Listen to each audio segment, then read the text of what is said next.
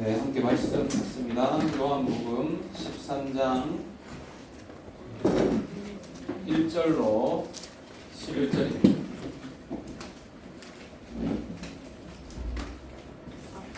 요한복음 13장 1절로 11절 말씀. 네, 우리 한 절씩 교독할 텐데요. 1절은 제가, 2절은 형제가, 3절은 자매분들이, 올등이 자매분들이 많습니다. 상봉일 강으로 집사님들 오셔서 올등이 많으니까 형제들이 애써 목소리를 높여주셔야 합니다.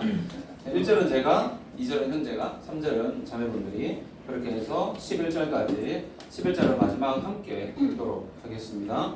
자, 제가 먼저 1절 읽습니다. 6월절 전에 예수께서 자기가 세상을 떠나 아버지께로 돌아가실 때가 이른 줄 아시고 세상에 있는 자기 사람들을 사랑하시되 끝까지 사랑하시니라. 우리가 벌써 시몬의 아들 가룟다의 마음에 예수를 알려는 생각을 넣었더라.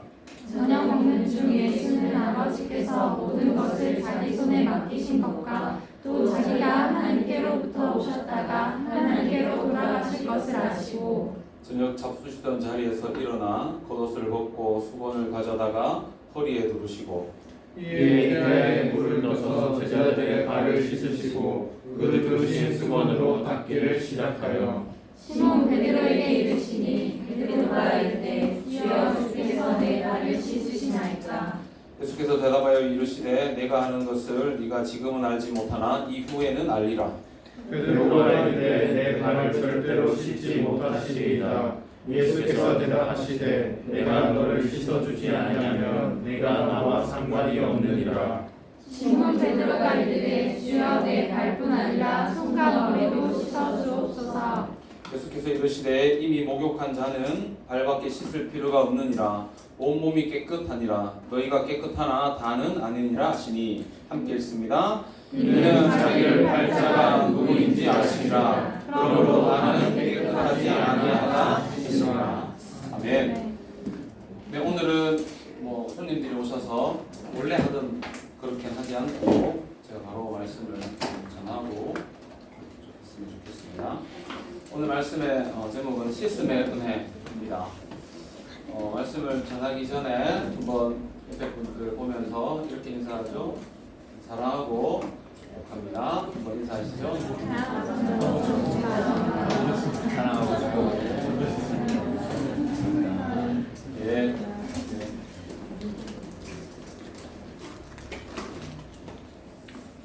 여러분 그 목욕탕 달로 이야기할지 연으로 이야기할지 잘 모르겠는데 얼마 만에 한 번씩 목욕탕 가는 것 같습니까?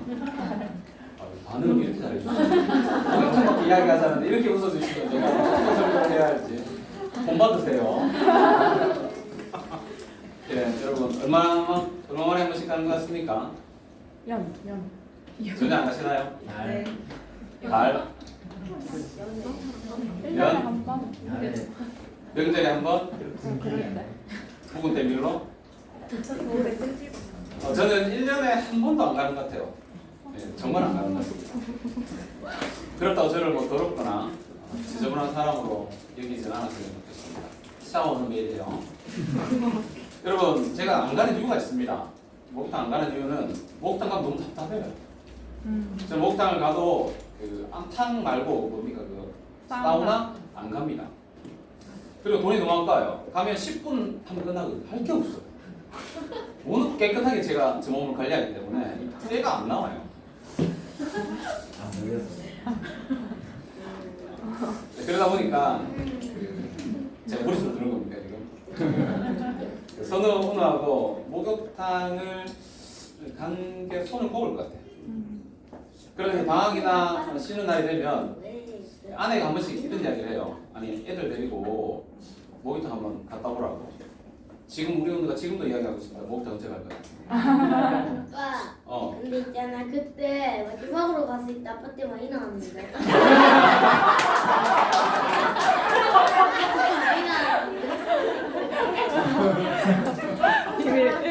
이게 제일 많이 나왔을 때. 그때가 한 10년 만에 그런 거 같아요.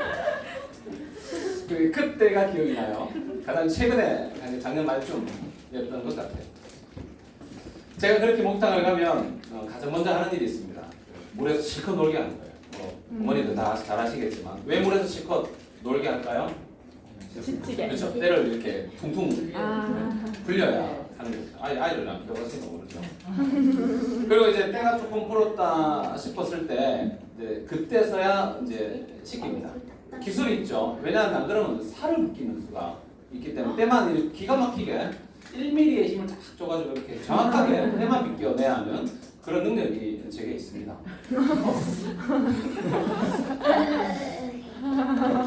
근데 여러분 제가 아이들을 시키다가 다들 아빠가 되면 느끼는 감정을 제가 그때 한번 느꼈던 적이 있어요. 두 아들을 제가 이렇게 시키고 있는데 무슨 생각이 딱 들었냐면 제 아버지가 저와 동생을 시키던 모습이 그때 이렇게 오버를 딱 됐어요. 그러면서 벌써 내가 어제 같은 이미지인데 벌써 내가 이 두 아들을 때를 불리고 때를 밀고 있는 그 모습. 그래서 알 수 없는 어떤 감정이 제게 잠시 이렇게 교차했었습니다. 근데요, 제가 그렇게 때를 밀면서 속으로 웃었어요. 첫째 아들 손으로 이렇게 딱 때를 미는데 이 아들의 모습이 저를 너무 닮았는 거예요. 뭐냐면 제가 아버지가 저의 등을 팔을 밀어줄 때 때밀이만 딱 대면 제가 아야 이랬거든요. 근데 손으로 그래요.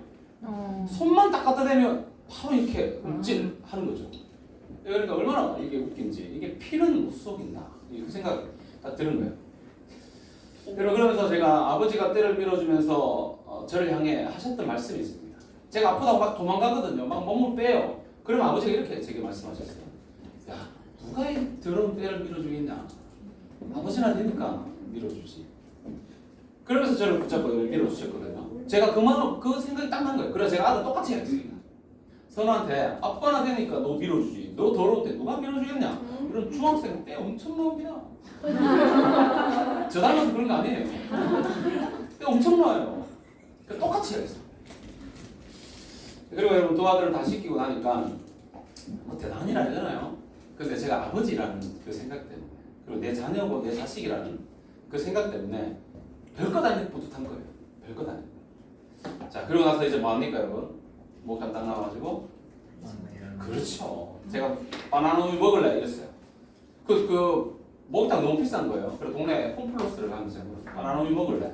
왜 먹어? 하길래 제가 이렇게 하겠습니다. 원래 먹는 거야. 사실 나도 몰라요. 왜 먹는지 잘 몰라요. 원래 먹는 거잖아요. 그렇죠? 이유를 아니까 우리가 그렇게 먹고 그게 우리의 추억이고 하니까 먹는 거예요. 그런 이야기를 했습니다.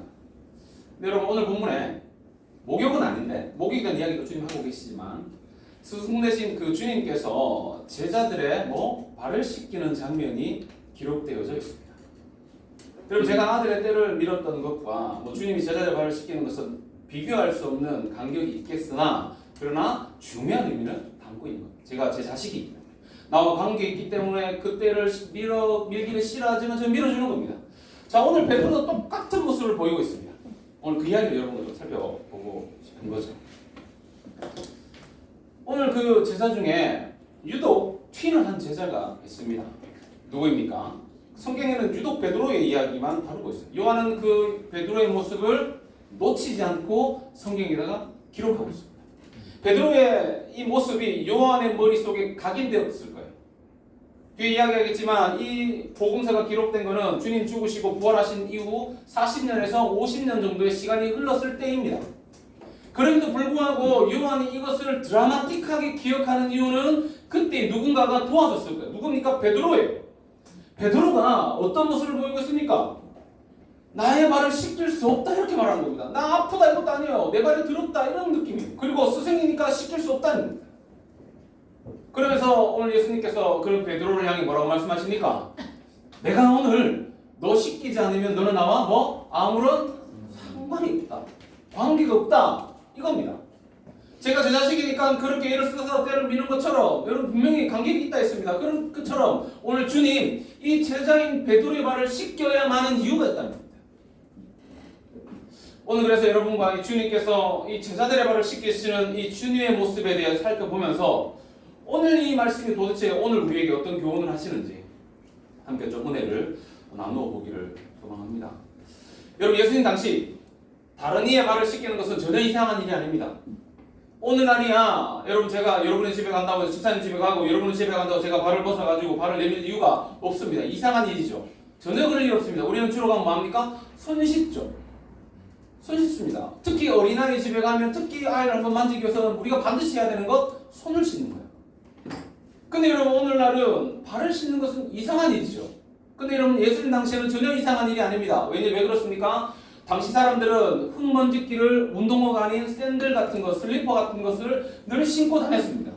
여러분, 그러다 보니까 어떻게 됩니까? 다른 집에 들어가기 위해서는 들어갈 때 보니까 발이 어떻게 됐습니까? 엉망진창인 거예요. 그러면 가장 먼저 의례적으로 하는 것이 다른 이의 발을 씻겨주고 씻는 것. 그러기 위해서는 다른 이의 발을 씻겨주는 집에 종이 늘 있었습니다. 그렇기 때문에 오늘 이 예수님께서 발을 씻겨주고 씻겨주는 이 모습은 이상한 일이 전혀 아닙니다. 그러나 오늘 본문에 예수님께서, 스승이신 그 주님께서 제자들의 발, 그 발을 씻기는 것은 상당히 낯설고 어색한 거예요. 왜 낯설고 어색한 일입니까? 스승이 제자의 발을 씻기는 일은 없기 때문이에요. 없기 때문입니다. 근데 예수님은 지금 제자들의 발을 왜 씻기는 걸까요? 이유가 뭡니까? 아니, 없는 일이에요. 지금 시대를 역행하고 있는 모습이에요. 이유가 있습니다. 그것은 뭡니까? 예수님께서 주목하시던 때, 예수님께서 기다리시던 때가 있었기 때문입니다. 자, 우리 1절 말씀으로 한번 같이 읽어보도록 하겠습니다. 시작. 6절 전에 예수께서 자기가 세상을 떠나 아버지께로 돌아가실 때가 이른 줄 아시고 세상에 있는 자기 사람들을 사랑하시되 끝까지 사랑하시더라. 자, 여러분, 예수님께서 제자들의 발을 씻기실 때가 언제입니까? 오늘 본문이 이렇게 6월절 전날. 자, 이렇게 말하면, 다시 말하면 그 다음날, 이 다음날 예수님께서는 이제 십자가에 못 박혀 죽으시는 거죠. 자, 그때에 예수님께서 이 세상을 떠나 아버지께로 가야 할 때가 된 줄 본인이 아셨습니다. 그리고 3절 보세요. 3절에도 보면 예수님께서는 뭡니까? 하나님께부터 왔는데 하나님의 형체를 가진 그분이 이 땅에 오셔서 어떻게? 사람의 몸을 입고 살아가시다가 다시 하나님께로 돌아가셔야 할 때가 된 줄 아셨습니다. 자, 그렇다면 여러분 1절과 3절에 세상을 떠나 아버지께로 돌아가야 할 예수님께서 알고 계셨던 그때는 언제일까요? 예수님이 지금 말씀하고 계시던, 예수님께서 주목하고 계시던 이 땅에 오신 이유와 목적이 되는 그때, 여러분 이때는 언제입니까? 예수님께서 십자가를 지셔야만 하는 지시는 그때를 주님 말씀하고 계신 겁니다. 주님 지금 뭘 알고 계신 겁니까? 내가 언제 죽을지를 알고 계신 겁니다. 여러분, 우리 언제 죽을지 모릅니다. 오늘 태어나 내일 죽을지 100년 후에 죽을지 아무도 모릅니다. 그런데 주님 뭐라고 말씀하시니까? 나는 죽을 때를 안다고 말합니다. 지금 그때를 주님 말씀하고 계신 겁니다. 자, 근데 여러분, 오늘 1절 마지막에 이런 말씀이 있습니다. 주님께서 십자가를 지셔야만 하는 그때를 아셨습니다. 아셨는데 그 다음이 더 중요합니다. 그때를 아시고 난 이후에 주님 뭐라고 말씀하시? 요한이 뭘 기록해 놓았습니까? 세상에 있는 자기 사람들을 사랑하시되 언제까지 사랑하셨다고 성경은 기록합니까? 끝까지라고 기록합니다. 마지막까지 사랑하셨다, 이렇게 말씀하고 있습니다. 현대인의 성경은 이 말씀을 이렇게 기록합니다. 예수님은 이 세상을 떠나 아버지께로 가실 때가 된 것을 아시고 이 세상에서 사랑하시던 제자들을 끝까지 사랑해 주셨다. 여러분, 주님께서 제자들을 끝까지 사랑하셨듯 여러분, 오늘 이 자리에 있는 여러분 한 사람 한 사람도 끝까지 영원토록 사랑하시는 줄 여러분 믿으시기 바랍니다. 여러분, 이것은 믿으셔야 하는 거예요. 왜냐하면 오늘 주님 그 이야기를 하고 계신 겁니다. 자, 근데 중요한 건 우리를 어떻게 사랑하셨는가, 그 부분을 우리가 살펴야 하겠죠.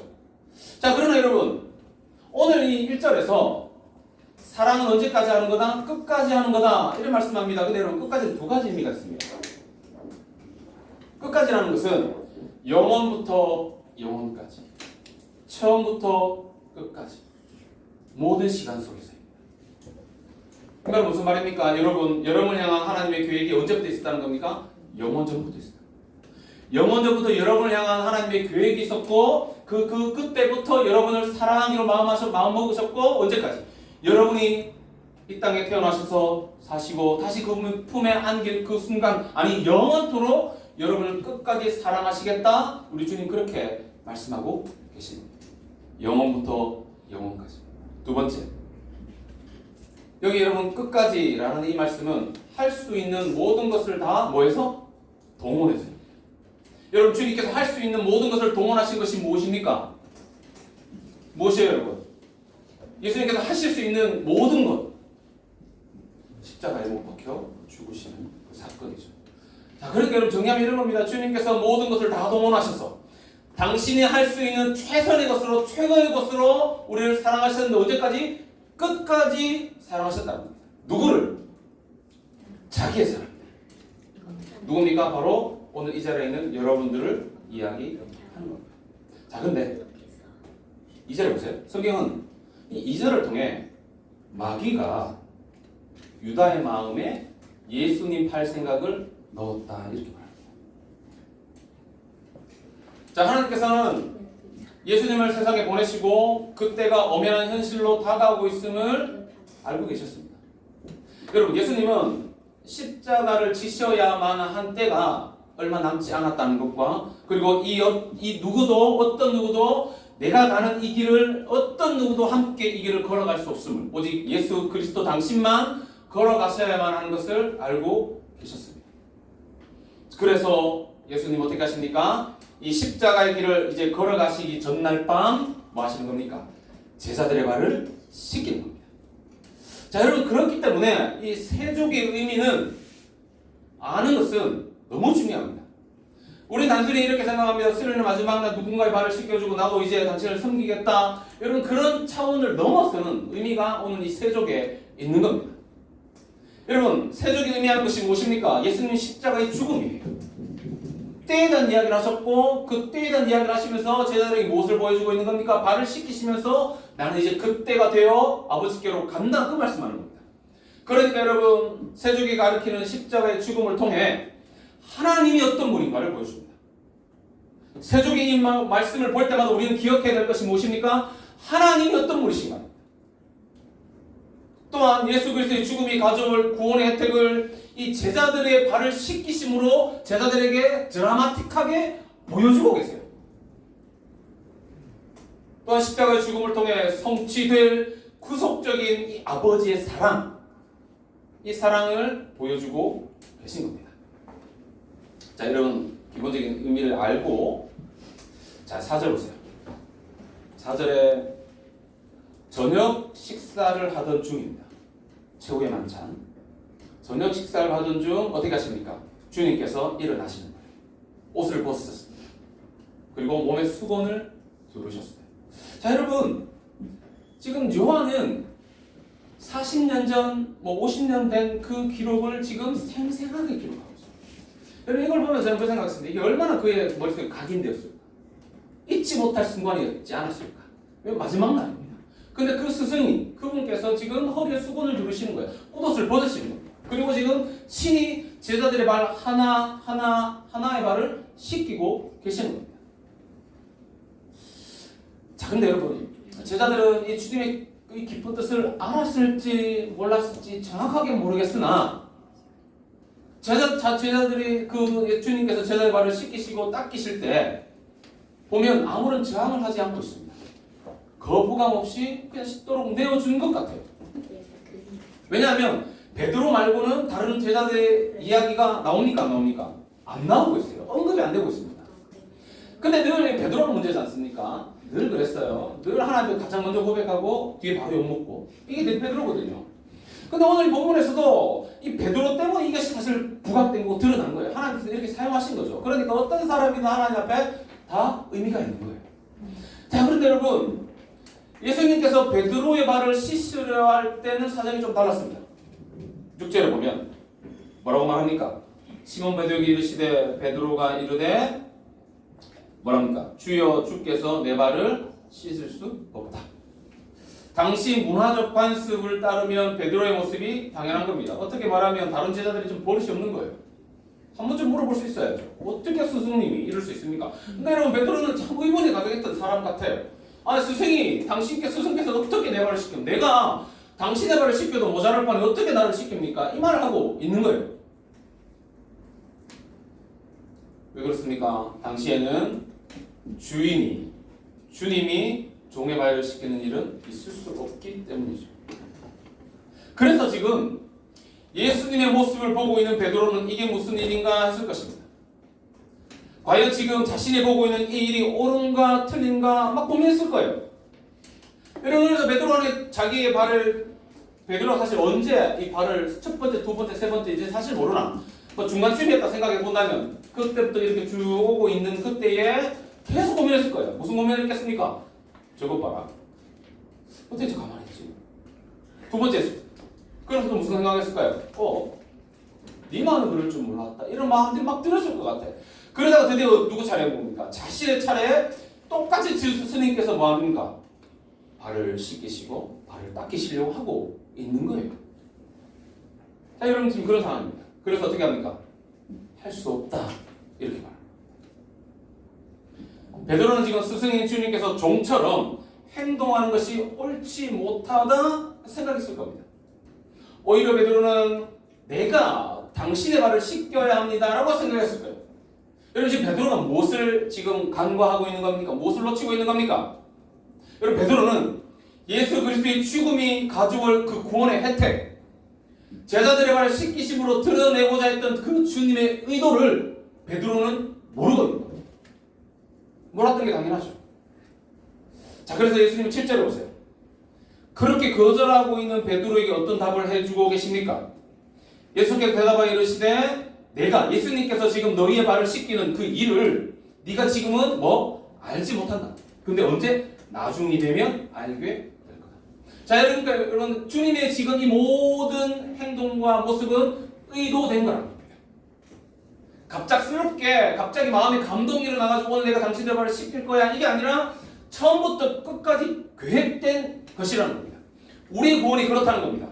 우리의 구원이 어느 한순간에 갑자기 하나님께 감동하셔가지고 하신 일이 아니라 영원 전부터 우리를 향한 하나님의 구원이 계획되어 있다는 것을 우리는 잊지 않아야 합니다. 자, 그러자 베드로는 8절에 예수님께 다시 이야기합니다. 이 정도로 주님께서 이야기했으면 순종할 만한데 하잖아요. 그게 베드로인 거죠. 자, 8절에 보세요. 뭐라고 말합니까? 좀 더 도발적입니다. 베드로가 이르되 뭐라고 말합니까? 내 발은 절대로, 여기는 절대로는 영원입니다. 영원히 씻길 수 없습니다. 이 말을 하셨어요. 자, 이쯤 되면 주님께서 한번 꿀방울 쳐도 되고 할 만한데 우리 주님 참 저같잖아요. 부드럽습니다. 부드럽게 그 다음에 뭐라고 말씀하십니까?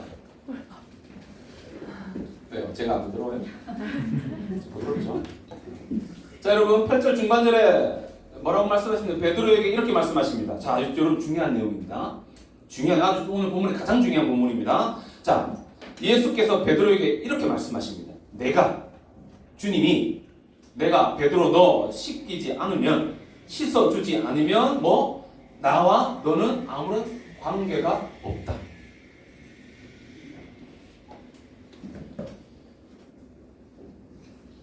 여러분 그러니까 오늘 주님께서 하고 계신 이 세족은 단순히 더러워진 발을 깨끗하게 하고 그렇게 발을 닦기는 씻기는 차원의 문제가 아니라는 거예요.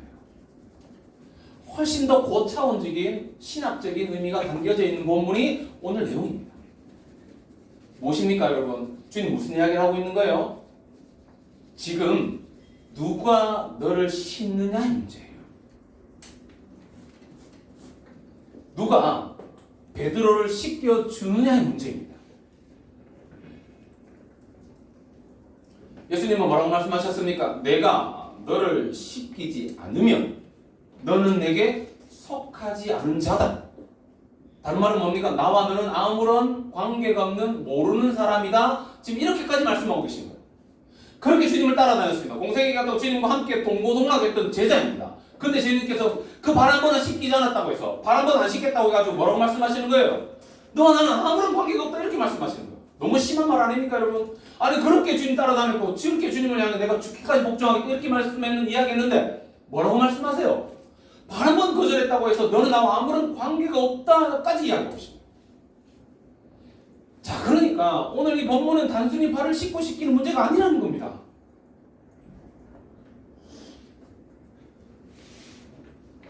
베드로뿐 아닙니다, 여러분. 우리에게도 이 씻는 문제는 대단히 중요합니다. 제가 지금 목욕탕 이야기를 하고 있는 겁니까? 아닙니다, 여러분. 우리가, 여러분이 예수 그리스도께 속하는 그리스도 안에 거하는 존재가 되기 위해서는 뭐가 있어야 된다는 겁니까? 반드시 그리스도께서 우리를 먼저 씻기셔야만 합니다. 근데 베드로는 뭐라고 말해요? 주님께서 씻어주겠다 말씀은 주님 고맙습니다. 그러나 사양하겠습니다. 지금 이 말하고 있는 거야. 더러워진 바 내 발은 주님 안 됩니다. 내 발은 내가 씻겠습니다. 라고 지금 이야기하고 있는 거예요. 그래서 주님은 베드로에게 뭐라고 말씀하시는 겁니까? 내가 너를 씻기지 않으면 너는 영원한 생명을 누릴 수 없다. 그 이야기께서 깨닫게 하고 계십니다. 여러분들은 어떻습니까? 여러분들은 씻음의 은혜가 필요한 존재라 여러분 생각합니까? 진짜 진지하게 물어보고 싶어요. 나도 씻음의 은혜가 필요한 존재다 라고 생각합니까? 아니면 오늘 베드로처럼 그 씻음에는 필요 없다, 주님 안 됩니다, 더러워진 내 발 내가 씻겠습니다 라고 생각하며 예수님의 조건 없는 이 은혜를 거절하고 있지는 않습니까? 사실 오늘 이야기는 오늘 공동체 지체 가운데 한 사람을 생각하며 참 열심히 준비했습니다. 근데 그 지체가 전화를 안 받아요. 금요일 날 구원론 강의할 때 뭐 안 웃으니까 자신의 구원에 대한 심각한 고민을 했었어요. 그래서 참 고민하며 준비했는데 오지 않아 마음이 너무 불편합니다. 여러분, 베드로가 아무리 예수님의 수제자이고 사도라는 호칭을 얻어도 여러분 이 씻음의 은혜 없이는 베드로는 예수님을 따라다녔던 수많은 무리들 중 한 사람일 뿐 그 이상도 그 이하도 아니에요. 여러분 이 시간 진지하게 여러분의 모습을 한번 생각해 보셔야 합니다. 정말 나는 예수 그리스도의 그 씻음의 은혜가 필요한 사람이라고 생각하는지, 아니면 베드로처럼 나는 씻길 수 없습니다, 나는 씻을 필요가 없습니다 라고 말하며, 아니 그렇게 생각하지 않지만 정말 나는 이 은혜가 필요하다고 믿으며 살아가고 있는 존재가 맞는지, 아니면 이 씻음의 은혜가 무엇인지 모르고 또는 이런 것 없이도 신앙생활을 나는 할 수 있다 생각하며 그저 종교생활하며 교회를 드나들고 있지는 않은지, 여러분 우리의 삶을 정말 진지하게 돌아볼 필요가 있는 겁니다.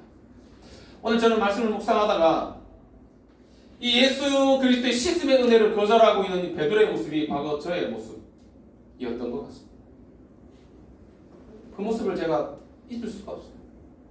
솔직히 말하면 목사님은 이 씻음의 은혜가 필요한 존재라는 사실을 사실 모르고 신앙생활했어요. 여러분만. 사실 이런 씻음의 은혜 없이도 내 힘과 내 노력으로, 내 능력으로 신앙생활 충분히 나는 잘할 수 있다 믿고 살았어요. 그렇게 여기 말하면 대순장 함장 생활을 했었습니다. 그리고 저는 교회에 나와 예배를 드렸습니다. 소그룹도 인도했고 또 순장들을 가르치고 했습니다. 그래서 수련회에서 밤새도록 기도도 했고 5년 동안 전도여행을 열심히 다녔고 수많은 성김들을 많이 했습니다. 근데 지금 와서 생각해보면 저의 청년 때의 신앙생활은 나의 힘과 노력으로 스스로의 발을 씻을 수 있다 생각하며 살았던 시간들이었던 것 같습니다.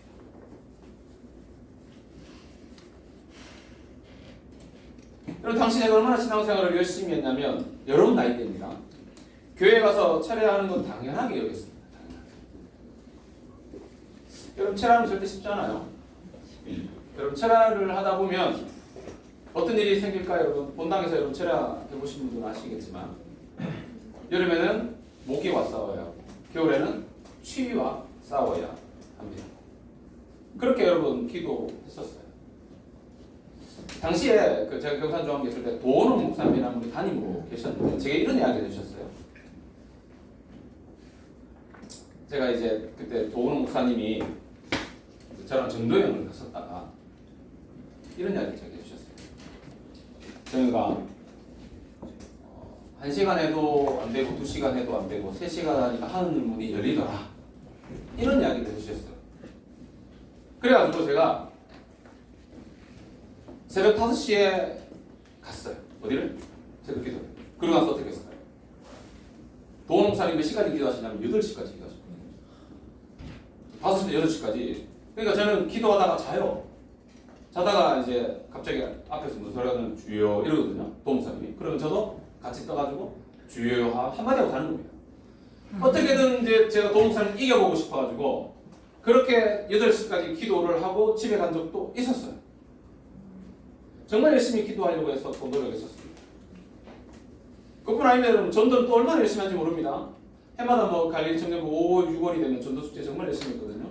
한 명이라도 더 데려오기 위해 전도지를 살포했습니다. 살포라는 표현이 맞아요. 10,000장, 20,000장씩 전도지를 돌렸습니다. 그거는 돌린 게 아니에요. 그냥 뿌린 거예요. 그러니까 여러분 거기에 보면 뭐 영대 앞에 보면 바닥에 못 붙여놓은 것도 있어요. 뭐 나이트나 뭐 이런 음식점 있어요. 그거는 게임이 안 돼요. 그들하고 경쟁할 게 안 됩니다. 우리 전도적으로 다 도배를 할 정도입니다. 여러분 그래서 제가 한번 미래대학교에 가가지고 어디까지 붙였냐면 화장실 안에까지 붙였어요. 앉아서 하는 그 눈높이에다 다 붙여놨어요. 근데 전화가 왔어요. 학교에서 교회로 다 떼라는 거예요. 그게 양면 테이프 이렇게 붙여놨거든요. 그러니까 이게 떼면 똥이 다 묻어요. 어? 그 있잖아요. 아니 똥 말고 테이프 똥. 우리 사랑이 나오겠다. 땡하고 똥하고 다 한다 그죠? 그러니까 그 다 떼라는 거야. 그래서 도무선 이야기했어. 어떻게 해야 됩니까? 놔두라는 거야. 벌금 맞겠다는 거지. 좀 잘못된 방법이긴 해요. 떼야지 당연히 그러면. 근데 한 영혼에도 그렇게 해서 교육하면 그걸로 만족이 돼요. 그래 벌금 맞겠다는 거예요. 벌금을 맞았어요. 그러니까 열심히 했습니다. 그리고 여러분 아시겠지만 제 탈인형 쓰고 엄청나게 춤췄거든요. 몇 번 이야기했었습니다. 여러분 그렇게 해서 전도 때 몇 명이 했냐면 그때 우리 전도 축제도 500명 정도 왔습니다. 세가족. 그때는 일반적이었습니다. 그때는 한참 이 전도가 활성화되어 있던 시대. 한 지금으로 따지면 한 18년 뭐 그때니까 뭐 교회를 향해 그렇게 적대적이지 않아서 청년들에게 전도하면 그만큼씩 왔었어요. 자 여러분 뭐 전도도 그랬고 기도도 그랬고 뭐그 수련회 가서도 그랬고 뭐 제 삶을 보면 씻은 은혜가 있었던 사람이었어요. 그러다가 문득 깨닫게 되는 게 있어요. 왜냐하면 참 은혜죠. 저희 어떤 노력이나 대단하다 싶을 만큼의 섬김을 감당하고 있는 제 모습을 보면서도 이러한 섬김이나 노력으로는 하나님을 기쁘시게 할 수 없구나. 누구보다 나는 오늘 이 본문의 이야기처럼 씻음의 은혜가 필요한 존재다. 그 사실을 제가 절감했었어요. 여러분 이게 은혜입니다. 여러분 이 작은 이 8절 한 절을 통해 우리는 이 사실을 깨달아야 하는 겁니다. 나도 베드로처럼 이러고 있지는 않은지 그렇게 신앙생활하며 은혜가 필요 없습니다. 나는 내 능력과 내 힘을 가지고 내 종교생활 열심히 할 수 있습니다. 라고 말하며 주님의 씻음의 은혜를 거절하며 살아가고 있지는 않은지 여러분 돌아볼 필요가 있습니다. 여러분 깨닫는 게 은혜인 겁니다. 이런 은혜가 여러분 가운데 있기를. 여러분 저는 지금 청년 때의 그 열심이 잘못되었다 말하는 게 아니에요. 저는 단지 이것이 전부인 것처럼 열심히 섬겼던 그 섬김을 통해 스스로 하나님과 올바른 관계 속에 있다 믿던 그렇게 믿고 살던 이런 신앙의 모습이 잘못되었다. 저는 솔직히 열심히 섬기고 기도하면 하나님이 기뻐하실 거라 믿었습니다. 이런 열심과 섬김을 통해 하나님과 좀 더 특별한 관계 속에서 특별한 사람으로 살아가고 있구나 자뻑이었습니다. 그렇게 생각하고 살았어요. 여러분 그러나 이러한 것들이 하나님 앞에서는 아무 소용이 없다는 것을 깨닫습니다. 이게 은혜인 거죠. 깨닫는 게 은혜인 겁니다. 주님 말씀하실 때 우리를 깨달을 수 있어야 합니다. 우리가 아무리 많은 섬김을 감당하고 선행과 종교적 열심을 가지고 있다 해도 예수 그리스도께서 씻어주시는 그 씻음의 은혜 없이는 그 거듭남의 역사 없이는 그 어떤 누구도 하나님과 새로운 관계 속으로 들어갈 수 없는 겁니다. 그래서 우리 주님 예수님 유월절 전날 제자들에게 드라마틱한 이 모습을 통해 이 씻음의 은혜, 거듭남의 은혜가 너희들에게 얼마나 필요한지를 몸소 보여주고 계신 겁니다. 여러분, 요한은 그가 신앙생활을 하는 동안, 예수 그리스도를 믿고 살아가는 그동안 절대 잊을 수 없던 사건이 있었다면 그것은 뭡니까? 인간의 몸을 입고 오신 주님께서 스스로 종이 되셔서 허리에 수건을 두르시고 자신의 발을 씻기셨던 그 손길, 무릎을 꿇어 제자들의 발을 하나하나 다 닦아주시던 그 모습을 잊을 수가 없었던 겁니다. 요한은 주님께서 제자들의 발을 씻기시는 그 사건을 통해 오늘 이 중요한 진리 한 가지를 드러내고 있습니다. 여러분, 중요한 진리 하나가 무엇입니까? 예수 그리스도께서 우리를 씻기지 않으면 우리는 예수님과 아무런 상관없는 존재라. 여러분, 다시 질문합니다. 여러분은 예수 그리스도께서 씻어주시는 씻음의 은혜가 필요하다, 내게도 필요하다, 여러분 믿습니까? 왜 우리에게 이 씻음의 은혜가 필요합니까? 모든 인간은 죽음이라는 절망 앞에 놓여있는, 하나님의 거룩한 진노 앞에 놓여있는 존재들이기 때문입니다. 모든 사람은 다 죽습니다. 그리고 어떤 누구도 상관없이 단 한 번 그 거룩하신 보좌 하나님 앞에 서게 될 겁니다. 성경은 이렇게 말합니다. 한 번 죽는 것은 정해져 있다. 그리고 그 후에는 심판이 있다. 사랑하는 여러분, 심판대 앞에 섰을 때 우리는 이 땅에서 무엇을 하다 왔느냐로 평가받지 않을 겁니다.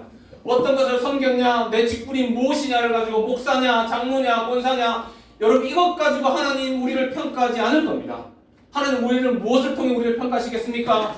그리스도께서 너를 씻었느냐, 그 씻음의 은혜가 있느냐 없느냐를 통해 우리는 그 하나님 앞에서 평가받게 될 겁니다. 그러므로 우리 모두는 단 한 번 예수 그리스도의 대속적 죽음으로 인한 씻음이 필요합니다. 단 한 번의 씻음, 이 씻음이 없이는 그 어느 누구도 구원의 은혜를 누릴 수 없습니다. 그래서 예수님은 8절에서 베드로의 씻음의 이 은혜 없이는, 베드로에게 씻음의 은혜 없이는 나와 상관없는 그런 존재임을 일깨워주고 있는 겁니다.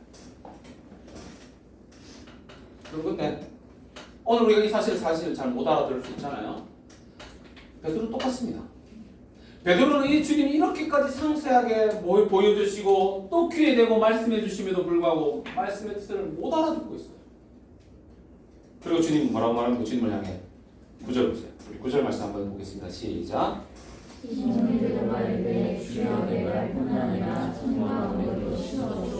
자, 여러분 뭐라고 말합니까? 발 안 됩니다. 이왕 시켜줄 거면 다 시켜주십시오. 완전히 우리 선우 이런 거죠. 은우 목욕탕 데려다 놓고 저 풀려가지고 시키고 똑같은 이야기야.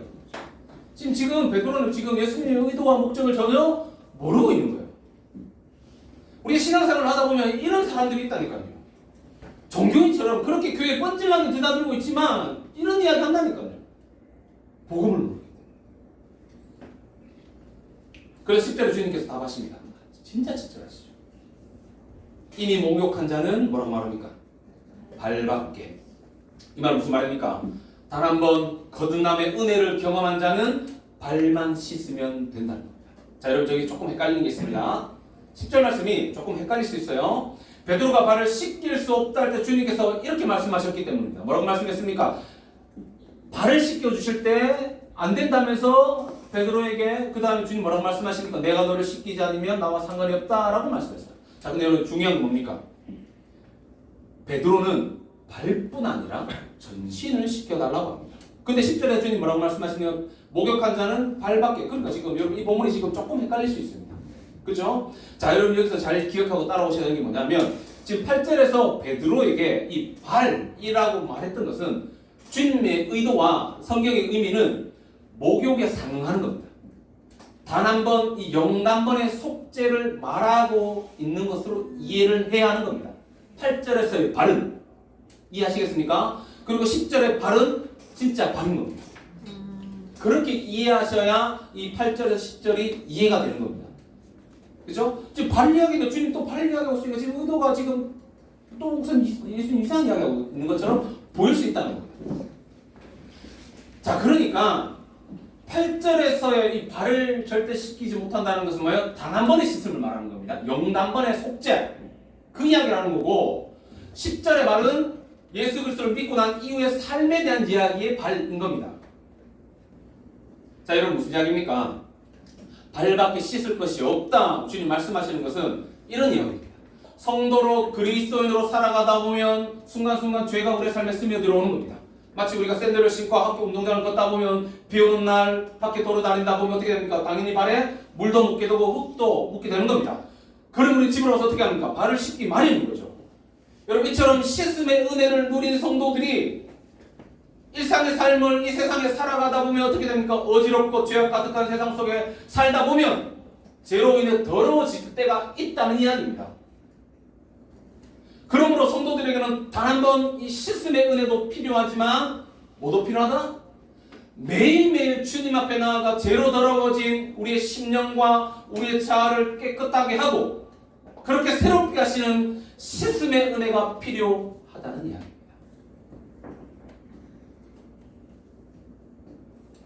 여러분 우리는 하나님의 단 한 번의 그 구원의 은혜도 필요하지만 매일매일의 삶에서 우리의 삶 가운데 베풀어 주시는 그 은혜도 필요한 존재인 겁니다. 그래서 우리는 잊지 않아야 할 것이 무엇입니까? 날마다 복음 앞에 서야 하는 존재라는 것을 우리는 잊지 않아야 합니다. 여러분 제가 이렇게 말씀을 준비하면서 궁금한 사실이 하나 생겼습니다. 왜 요한이 주님께서 제자들의 발을 씻기는 사건을 이 그림을 이 드라마틱한 모습을 기록했을까?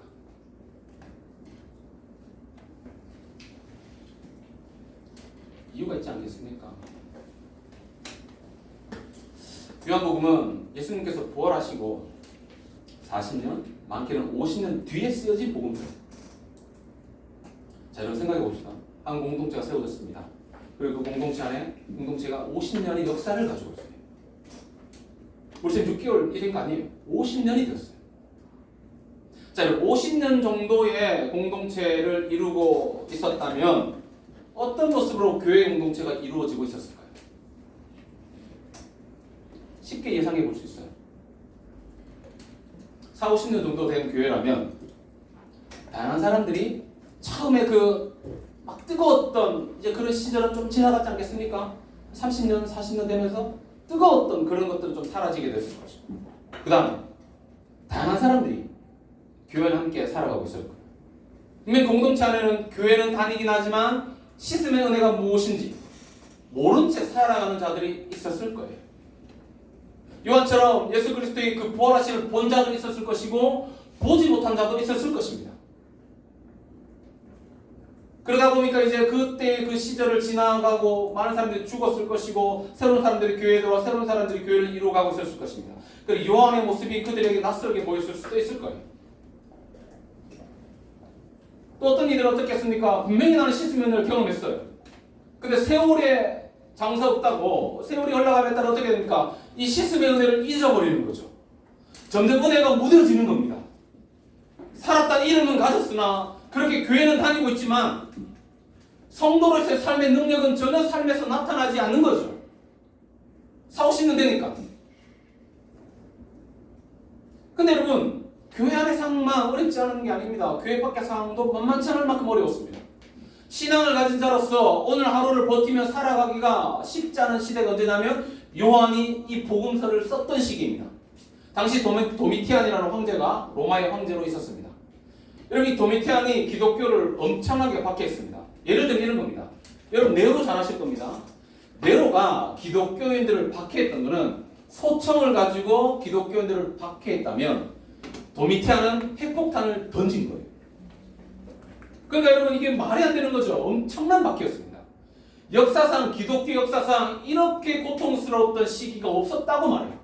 내려도 그렇게 기독교인들을 뭐 껍데기를 벗겨주고 막 이래 불에 태워주고. 근데 여러분 이건 약가라고 하는 겁니다. 도미티안들.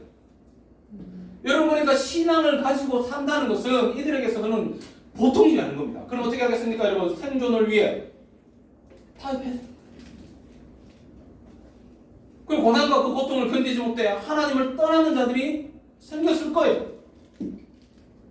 일하는 자들이 일자리를 빼앗겼을 것이고, 집안의 재산을 몰수당하고, 생명을 잃는 일이 옆집 한 줄 건너, 여러분 그렇게 공동체가 30명, 40명 모여있는데 그 중에 어떤 사람들이 생긴 겁니까? 순교하는 자들이 뭐 보이는 거예요. 그 시대가 지금 요한이 이 요한복음을 쓰던 시대의 현실입니다. 여러분 이렇게 다양한 이들이 한 공간 안에 공존하는 겁니다. 씻음의 은혜를 경험하고 그렇게 은혜를 누리며 살아가는 자들부터 해서 이 씻음의 은혜를 전혀 모르고 그냥 교회에 들어와 그렇게 종교인처럼 살아가는 자들, 모든 자들이 공존해 있는 곳이 지금 이 교회입니다. 여러분 이 교회가 안과 밖으로 어려움들을 겪으며 공동체를 이루고 있습니다. 자, 이런 공동체에게 요한이 이야기하는 게 오늘 이 본문이에요. 요한은 이 요한의 공동체에게 근본 하나님의 본체이셨던 그 주님께서 스스로 자기를 비워 종의 형체를 가지시고 사람들과 같이 되셔서 자기의 사람들을 사랑하시되 끝까지 죽기까지 사랑하셨다. 너희가 알지 않냐? 너희들이 알지 않냐? 그 이야기 지금 하고 있는 겁니다. 그렇게 너희들의 발을 씻기시고 십자가 열리신 그 보혈로 너희의 죄를 씻어주신 분이 있음을 너희들 알고 있지 않냐? 기억하라. 그 이야기.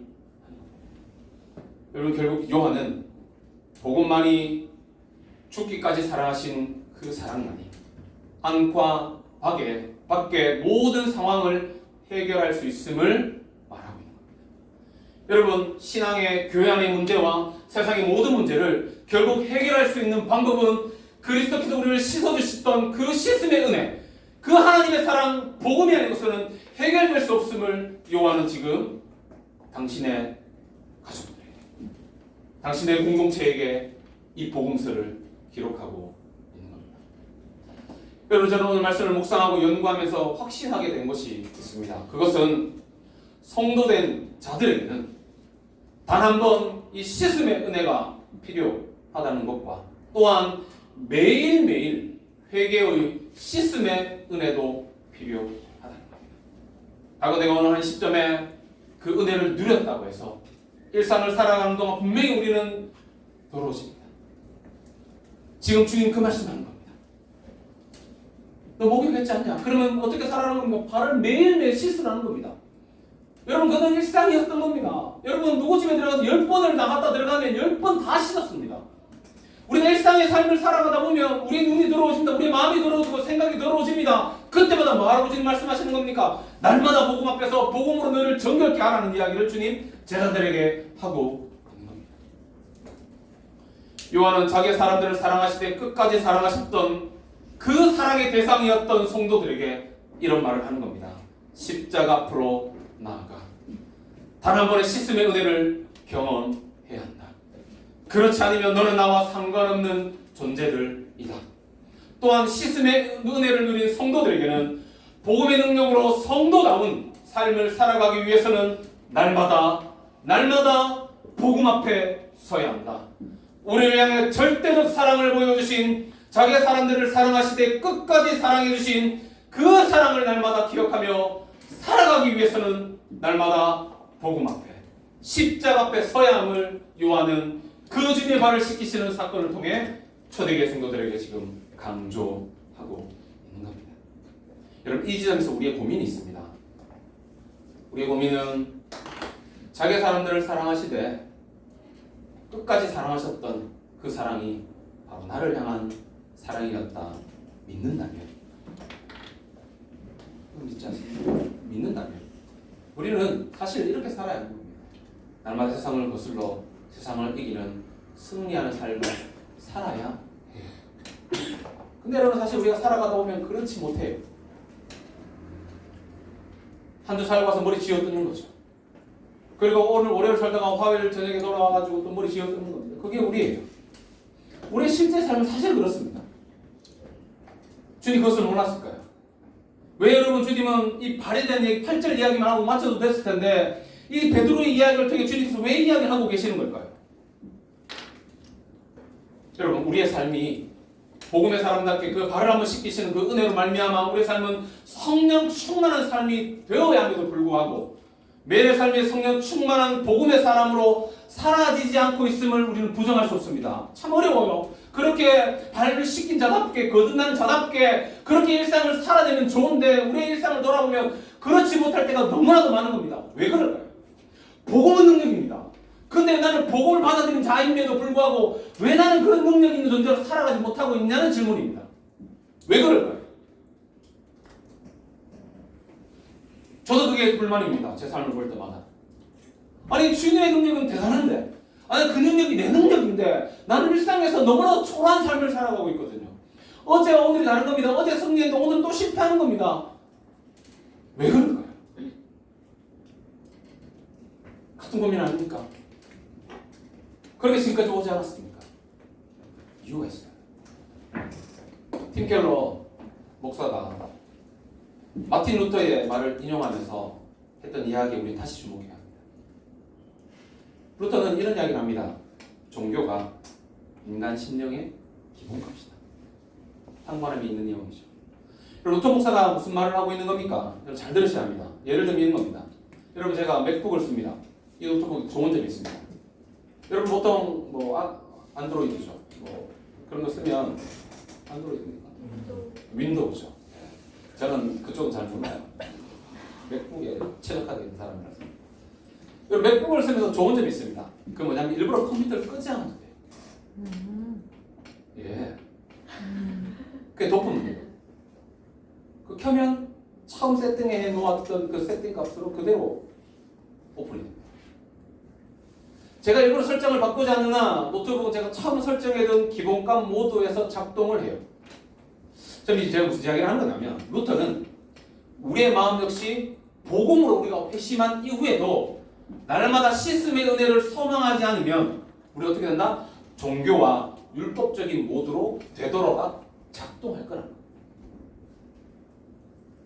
일부러 반복해서 날마다 복음 모드로 설정하지 않는 날, 날마다 시스템의 은혜를 간구하고 소망하지 않는 한, 날마다 그 은혜를 찾지 않는 한 우리는 기본값이 종교값이기 때문에 우리가 눈을 뜨면 어떻게 된다는 겁니까? 딱 눈을 뜨면 복음 모드가 아니라 종교 모드예요. 여러분들 지금 눈을 떠보십시오. 우리는 종교 모드로 눈을 뜨게 되어 있습니다. 그렇기 때문에 매번 우리는 의지적으로 복음 모드로 설정하지 않으면 단 한 번의 회심의 은혜를 경험했다 할지라도 아침에 눈을 뜨고 살아가게 될 때 종교 모드로 하루를 시작하고 종교 모드로 하루를 마치게 될 것이 분명합니다. 왜 그렇습니까? 왜 여러분이 매일 그렇게 실패하는지 아시겠습니까? 이유는 딱 하나입니다. 우리의 기본값이 종교값이기 때문에. 여러분 우리 모두는 허물과 죄로 죽은 자들입니다. 그럼 우리는 단 한 번의 시스템의 은혜가 필요한 거죠. 여러분 이 죄인이라는 이름은 내가 어떤 존재였는지 알려주는 겁니다. 죄인이라는 이름은 내가 어떤 존재였는지 그리고 하나님의 시스템의 은혜가 얼마나 필요한 존재인지를 일깨워주는 단어가 죄인이라는 단어예요. 여러분 그러니까 죄인이라는 단어는 무작정 나쁜 게 아닙니다. 죄인이라는 이 단어 때문에 내가 어떤 존재인지를 보게 되고 그렇기 때문에 하나님의 은혜를 구할 수 있는 존재이기 때문에 죄인이라는 단어는 우리에게 반드시 필요합니다. 우리를 어렵게 하고 낙담케 하고 그 단어가 아닙니다. 죄인이라는 존재 때문에 내가 어떤 존재인지를 보게 되는 겁니다. 그리고 날마다 이 은혜가 내게 필요한 존재임을 우리는 이 죄인이라는 단어를 통해 보게 되는 겁니다. 또한 여러분 우리의 값이 기본값이 종교 모드이기 때문에 날마다의 삶에서 날마다 씻어주시는 그 씻음의 은혜가 필요합니다. 여러분 우리는 죄인입니다. 기본값이 종교 모드입니다. 그렇기 때문에 주님께서 우리를 씻어 주셔야 합니다. 여러분 이 은혜를 누릴 수 있는 방법이 뭘까요? 그러면 이 은혜를 누릴 수 있는 방법, 날마다 이 시스템의 은혜를 누리며 살아갈 수 있는 방법 단 하나가 없어요. 오늘 주님 그 이야기를 하는 겁니다. 우리는 복음을 들어야 합니다. 반복해서 들어야 합니다. 여러분 복음을 다시 들어야 한다는 말씀에 동의가 됩니까? 우리는 매일 복음을 들어야 합니다. 자, 그렇다면 이거예요. 매일 복음을 듣는 삶은 어떤 삶이 매일 복음을 듣느냐는 겁니다. 아니 목사님 말하는 거 너무 형이상적이지 않습니까? 복음을 듣는다는 게 뭐예요? 여러분 복음을 듣는다는 게 이런 겁니다. 항상 예수님을 생각합니다. 일상의 삶의 자리에서 눈을 뜰 때부터 내가 예배당으로 들어간다는 생각을 가지고 의식과 무의식 사이에서 눈을 뜰 때 그 순간을 두고 나는 이제 눈을 떴으니 예배당으로 들어간다 라는 생각을 가지고 눈을 떠야 하는 겁니다. 그리고 그럼 어떻게 합니까? 예수 그리스도라는 메시지를 계속 듣고 또 들어야 합니다. 또 배워야 합니다. 연구해야 합니다. 그렇게 우리 날마다 은혜 안에 거해야 합니다. 자, 그런데 우리가 이렇게 원리들을 배우고 실천에 힘쓴다고 또 다 되는 건 아니에요.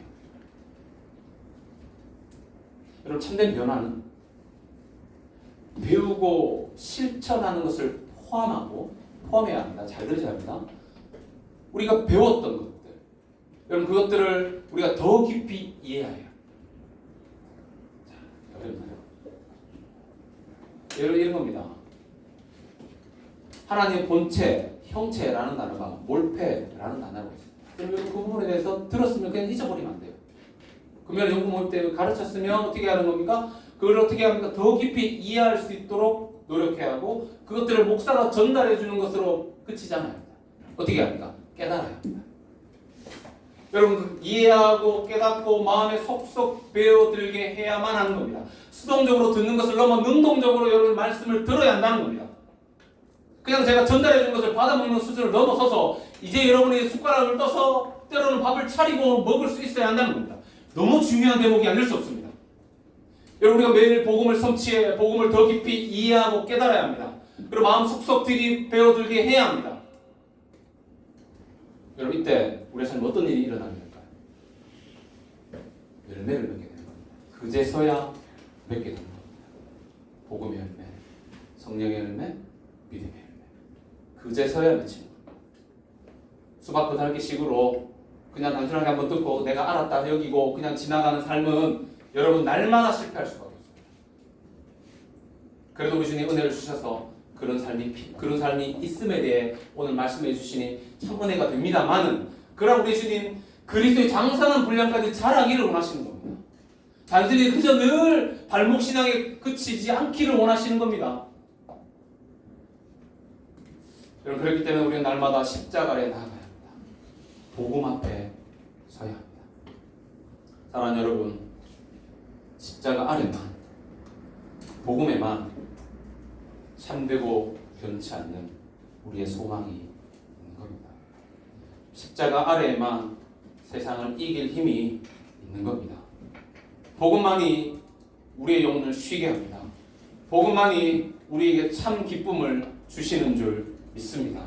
십자가 아래에서만 영원한 생명이 있음을 믿습니다. 날마다 십자가 복음 앞으로 나아가 자기의 사람들을 사랑하시되 끝까지 사랑해 주신 그 아버지의 크신 사랑을 여러분 깨닫게 되기를 소망합니다. 여러분 단순히 아멘으로 끝날 문제가 아닌 것입니다. 이해해야 하는 것입니다. 깨달아야 하는 것입니다. 마음 속속 배워들게 내 삶에 대해서 능동적으로 그 말씀을 붙잡고 살아야 하는 것입니다.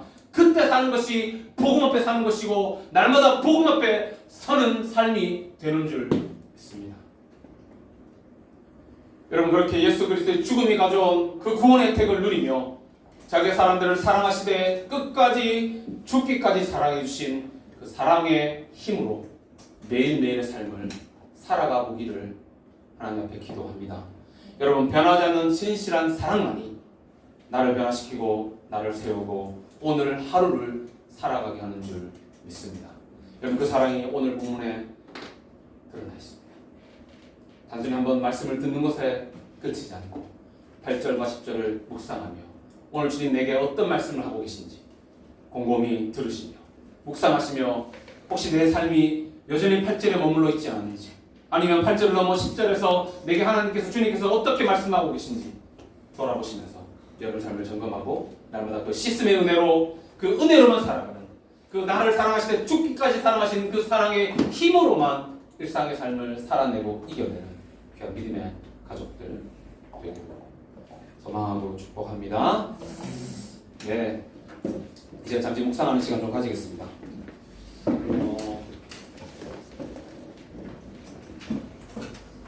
시간이 조금 특별한 걸 앞에도 하고 뒤에도 하는데 이 시간 되면 오늘 들었던 말씀을 정리하는 시간입니다.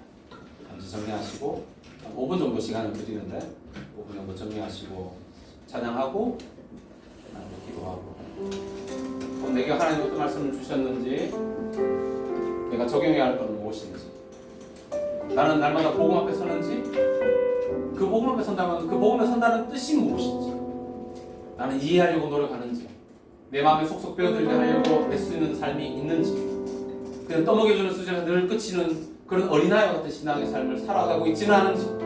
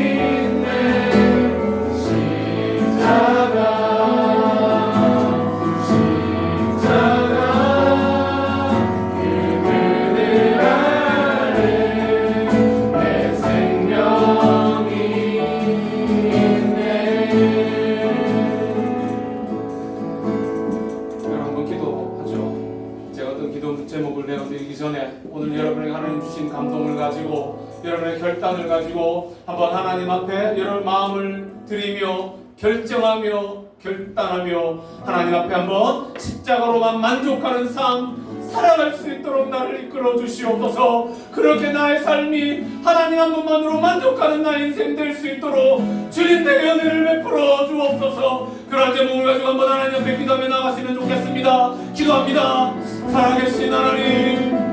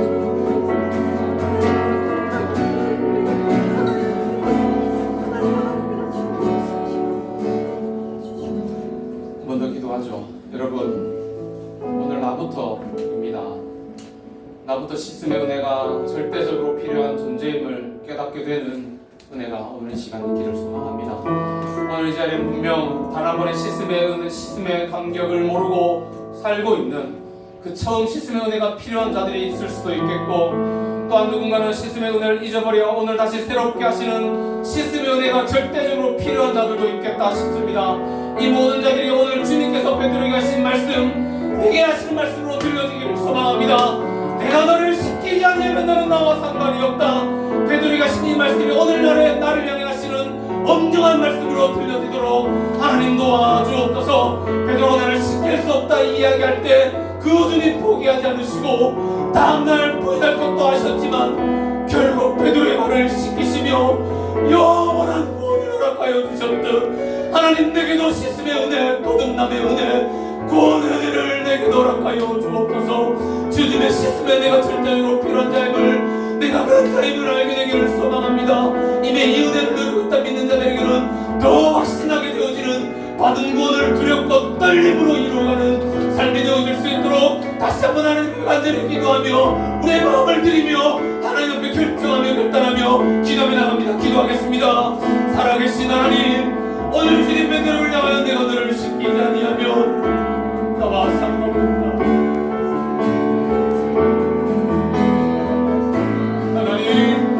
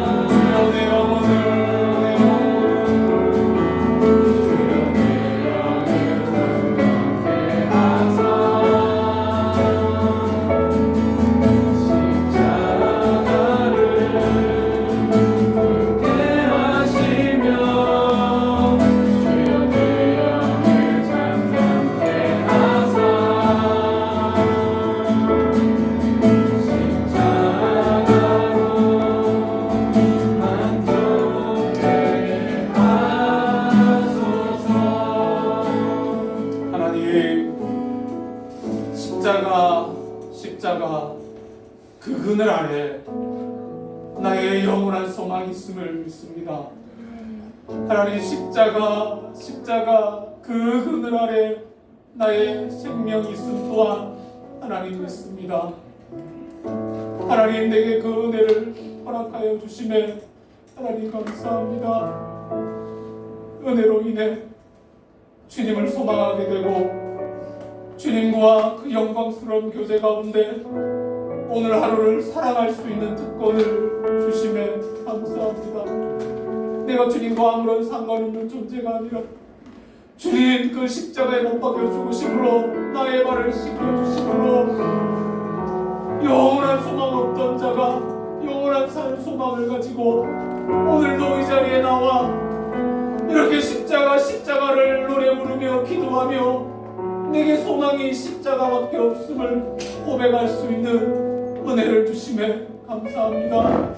하나님, 베드로가 그렇게 나를 시키실 수 없다 그렇게 말할 때 주님 포기하지 않으시고 그렇게 그 다음날 주님을 3번이나 부인할 것도 아셨음에도 불구하고 끝까지 포기하지 않으시고 그렇게 제자 베드로의 말을 시키셨던 주님, 하나님 나의 일상이 참 부끄럽고 뭐하나내어 놓을 것 없는 날마다 그렇게 베드로처럼 주님을 부인하는 삶이지만 여전히 내 손을 잡고 오늘도 나를 신실하게 이끌어가고 계시는 그 주님을 믿습니다. 그 주님과 날마다 동행하며 날마다 복음 앞에 서서 그 주님의 사랑, 자기의 사람들을 사랑하시되 끝까지 사랑하셨던 그 십자가 사랑을 날마다 묵상하며 복음 앞에 서서 그 사랑으로만 살아가는 이겨내는 소망케 되어지는 우리 일상의 가족들, 함께 모인 성도들 되어질 수 있도록 은혜를 베풀어 주옵소서. 나를 씻어주신 주님 감사합니다. 이 씻음의 은혜를 안고 이제 일상의 자리에서 날마다 그 씻음의 은혜를 기억하고 그 은혜를 구하기를 소망하는 삶으로 그렇게 나 혼자가 아닌 주님과 동행하며 일상의 삶을 승리함으로 살아내어보고 싶습니다. 하나님 함께하여 주시고 능력으로 역사하여 주옵소서. 그렇게 일하실 주님을 기대하며 살아계신 예수님의 이름으로 기도합니다. 예. 이 시간 찬양 한번 하고 이 시간 운동 시간입니다. 운동이 다 드렸으니까 찬양하고 기대 찬양하고 마치겠습니다.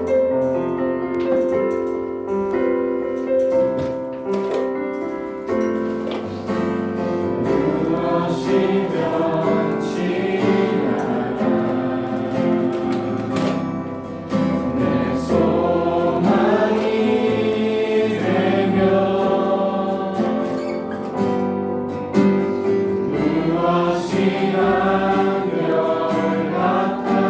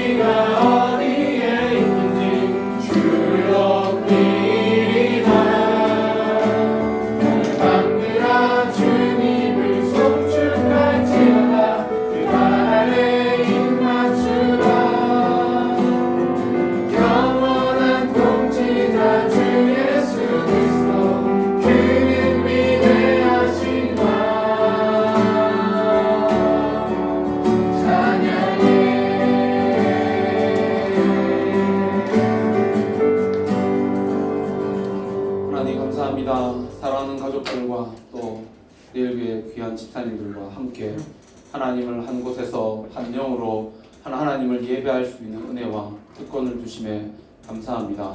하나님, 그렇게 하나님 앞에 나와 예배할 때에 우리의 마음에 소원을 담아 열이 하나 구별하여 11조를 드리고 감사의 제목을 따라 감사헌금을 드리고 또 하나님의 주정헌금을 드립니다. 하나님, 이 모든 예물을 연락하시고 이 헌금이 가는 곳곳마다 구원의 역사가 일어나게 하시며 하나님 홀로 영광 받아 주시옵소서. 하나님, 한 주간의 삶을 주님 앞에 부탁드립니다. 주신 말씀 붙잡고 삶의 예배로 더 이상 상황과 환경에 지배받지 않고 주신 말씀에 지배받아 살아갈 수 있는 귀한 일상의 가족들, 성도들 되어줄 수 있도록 하나님 도와주옵소서. 살아계신 예수님의 이름으로 기도합니다. 지금은 우리 주 예수 그리스도의 은혜와 하나님 아버지의 말로 다 할 수 없는 크신 사랑과 성령 하나님의 감동 감화 위로하시고 교통하시니 주님께서 값없이 씻겨주시는 씻음의 은혜를 날마다 경험하기 위해 주님 앞에 가는 그 순간까지 십자가 앞으로 나아가 십자가 그늘 그 아래서 살아가기로 다짐하는 일상의 모든 가족들과 함께 예배드리는 모든 성도들에게 이제로부터 영원토록 함께 있을지어다. 아멘.